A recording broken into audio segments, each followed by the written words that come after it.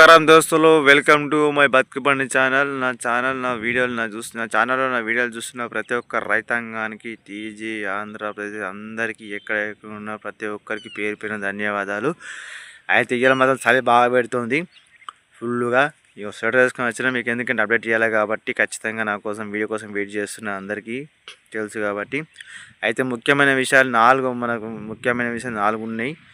దీని మీద మనకు స్వయంగా సీఎం రేవంత్ రెడ్డి గారే ఇచ్చిన అప్డేట్ ఇది. అయితే ఒకటి, రేషన్ కార్డులట. 2, కూలీ రైతులకు కూడా కూలి పని ఉపాధి పని కలిగించారట. 3, మనకు సంక్షేమ ఇంద్రమ ఇండ్లు. 4, రైతు భరోసా అయితే మెయిన్ పడినది.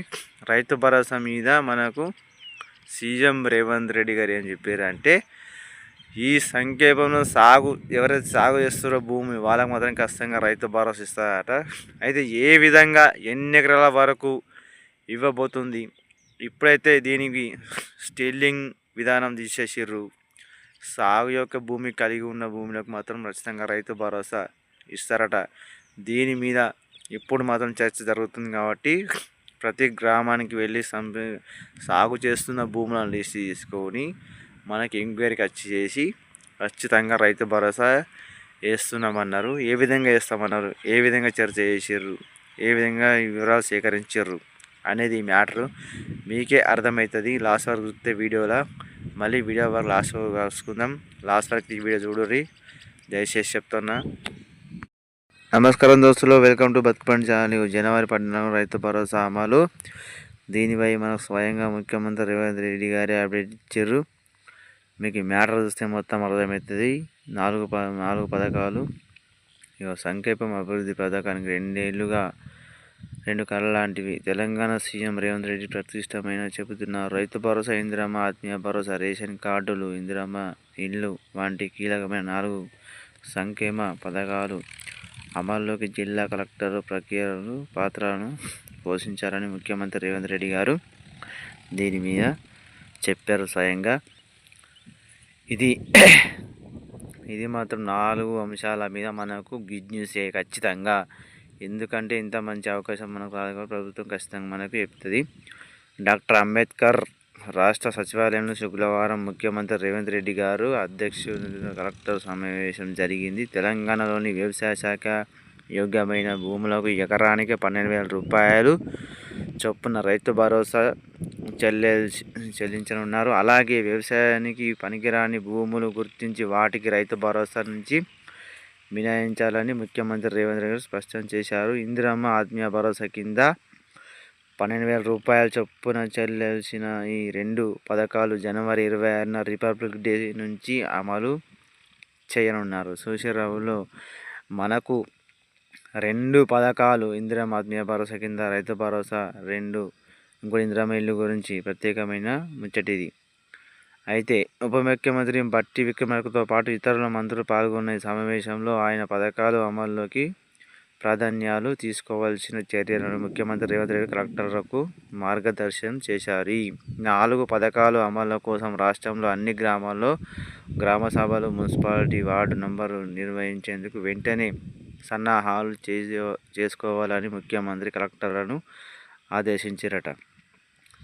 వెంటనే గ్రామాల్లో మున్సిపాలిటీ కానీ వార్డు నెంబర్ నిర్వహించేందుకు వెంటనే సన్నాహాలు చేస్తారట. మరి చేస్తారా చూద్దాము. వ్యవసాయ యోగ్యం కానీ రియల్ ఎస్టేట్ భూములు అవుట్ చేసిన భూములే, నాలా కన్వర్షన్ చేసిన భూములే, మైనింగ్ చేస్తున్న భూములు, గోదావరి నిర్మించిన భూములు, విధాల ప్రభుత్వం ప్రాజెక్టుల కోసం సేకరించిన భూములు వివరాలు సేకరించాలని సీఎం రేవంత్ రెడ్డి గారు ఆదేశించారు. ప్రతి మండలానికి ఒక నోడల్ అధికారి నియమించాలి. గ్రామ పంచాయతీ, మున్సిపాలిటీ రెవెన్యూ రికార్డులు సంపాదిత వివిధాలు రికార్డులన్నీ క్రోడీకరించుకోవడంతో పాటు విలేజ్ మ్యాప్లను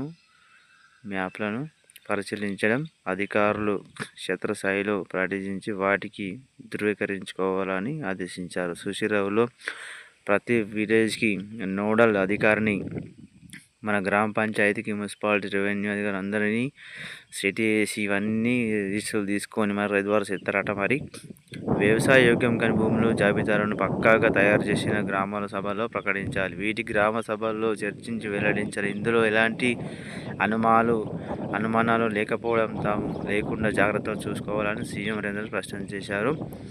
రైతు పంట వేయకపోయినా వ్యవసాయ యోగ్యమైన ప్రతి ఎకరానికి రైతు భరోసా ఇవ్వాల్సి ఉంటుందన్నారు. వ్యవసాయ యోగ్యం కాని భూములకు కూడా గతంలో పెట్టుబడి సాయం అందించారు. అర్హులైన ప్రజాయోగం అందించకూడదు. అర్హులకు గుర్తించి అవసరం ఉందన్నారు. సుశీల ఎవరైతే అర్హులను మాత్రం ఖచ్చితంగా గుర్తించి మనకి రైతు భరోసా మాత్రం వేస్తారట. అయితే ఇందులో ఏమైందంటే వ్యవసాయం చేసి సాగు చేసే భూములకు మొత్తం రైతు భరోసా ఖచ్చితంగా మన ప్రభుత్వం మీద నమ్మకం అయితే కలిగింది. భూమి లేని నిరుపేద ఉపాధి కూలి కుటుంబాలను ఆదుకునేందుకు ఇందిరమ్మ ఆత్మీయ భరోసా పథకాన్ని ప్రారంభించే కుటుంబానికి ఏడాది 12,000 రూపాయల నగదు సాయం అందించాలని, ఏడాదిలో కనీసం 20 రోజుల ఉపాధి హామీ పనులు చేసిన భూమి లేని కుటుంబాలకు ఈ పథకం వర్తిస్తుంది. రాష్ట్రంలో వన్ స్టేట్ వన్ రేషన్ విధానాన్ని అమలు చేయబోతున్నాము. తెలంగాణలో ఒకరికి మాత్రమే రేషన్ కార్డు ఉండాలి. జనవరి 11 నుంచి 15లోగా పథకాలు అమల్లోకి కావాల్సిన ప్రక్రియ పనులను పూర్తి చేసుకోవాలని సీఎం రేవంత్ రెడ్డి గారు చెప్పారు. చూసిరావుల్లో మనకైతే రేషన్ కార్డు కూడా జారీ చేస్తాడు. ఉపాధి హామీ కూలీ రైతు చూసిరుగా దోస్తులు, మన అప్డేట్ ఎట్లా ఉంది? మన చెప్పినట్టే ఉంటుంది మన అప్డేటు. ఇలా ఏ ఫేక్ లేదు, అన్నీ నిజాలే. అయితే దీని మీద ఏమిటంటే ఉపాధి కూలీ రైతులకు ఏమైతే భూమి ఎవరికి మొత్తానికి లేదో కూలీ రైతులకు వాళ్ళకు కూడా మన ప్రభుత్వం కూలీ పని కలిగించింది. వాళ్ళకు కూడా ఏటా సంవత్సరానికి 12,000 రూపాయలు జమ చేస్తారట అకౌంట్లోకి.